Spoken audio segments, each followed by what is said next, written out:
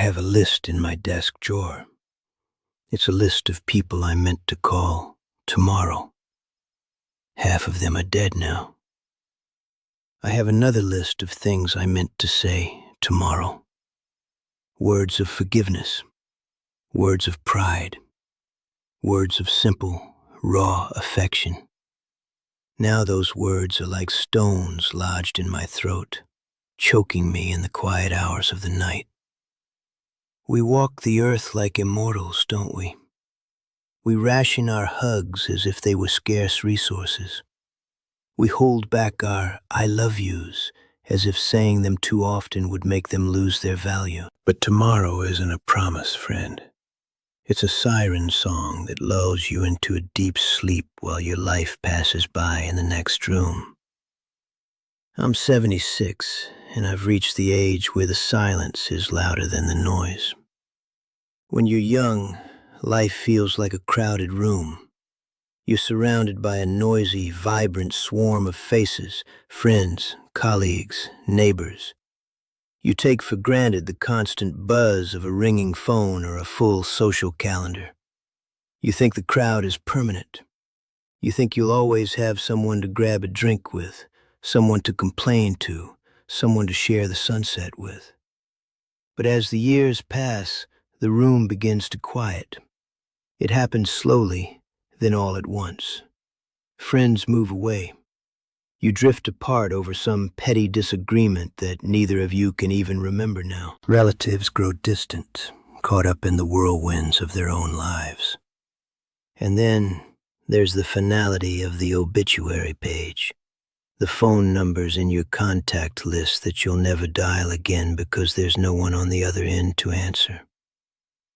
The brutal, unvarnished truth is this. The further you go down this road, the lonelier it gets.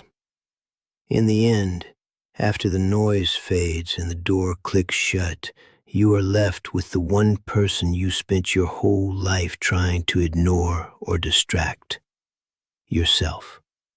And that is where the real reckoning happens. In the silence of my living room, I've learned that your mind is either your sanctuary or your prison. If you've spent your life running from yourself, chasing distractions, buying things you don't need to impress people you don't like, just to avoid the quiet, then these thoughts will become your executioners. They will whisper every what if and if only until you can't sleep. They will haunt you with the ghost of the person you could have been. But if you've made peace with your soul, if you've been honest with yourself along the way, those thoughts can be your oldest friends. Don't wait until the room is empty to start liking the person you're sitting with. Because at 76, the only conversation that still matters is the one happening inside your own head. If I could reach back through time and grab my younger self by the shoulders, I wouldn't tell him to work harder. I would tell him to open his mouth. I lived so much of my life under the impression that there would always be a better time to be vulnerable.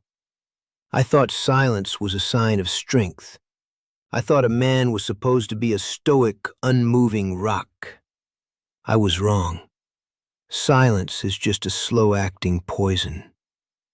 Now those phrases, "I'm sorry," "I was wrong," "I am so incredibly proud of you," they feel so heavy.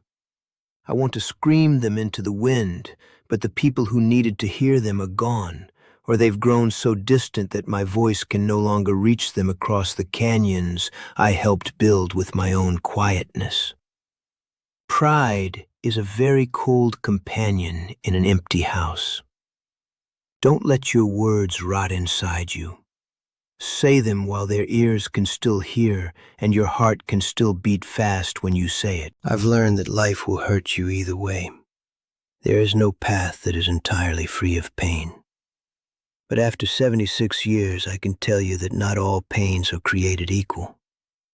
There is the pain of effort, the discipline it takes to pursue a dream, the sweat of hard work, the temporary sting of failure. That pain weighs mere grams. It's a burden you carry for a day, and it makes you stronger by sunset. But the pain of regret, that weighs tons. I sit here with shoulders hunched under the weight of what if. Inside me, there is a ghost, the artist I was supposed to be. I had the vision, I had the passion, but I chose the safe route. I became an accountant because I was afraid of the struggle. I traded my colors for gray columns of numbers. I thought I was being responsible. Now I see I was just being a coward. Don't die with your music still inside you. The effort of trying and failing is a light backpack. The silence of never having tried at all is a mountain you have to carry to your grave. For a long time, I thought legacy was something I could write down in a will. A house, a car, a bank account. But as the sun dips lower on my horizon, I realize I was looking at the wrong map. True legacy isn't something you leave for people. It's what you leave in them. When people think of James, does a small, quiet warmth spread through their chest? Or do they feel a sudden sharp chill? Does my memory bring a smile of relief or a sigh of unresolved tension? I've spent too many years being important instead of being present. I am trying, in these final chapters, to sow a little more warmth, to soften the edges of the man I was.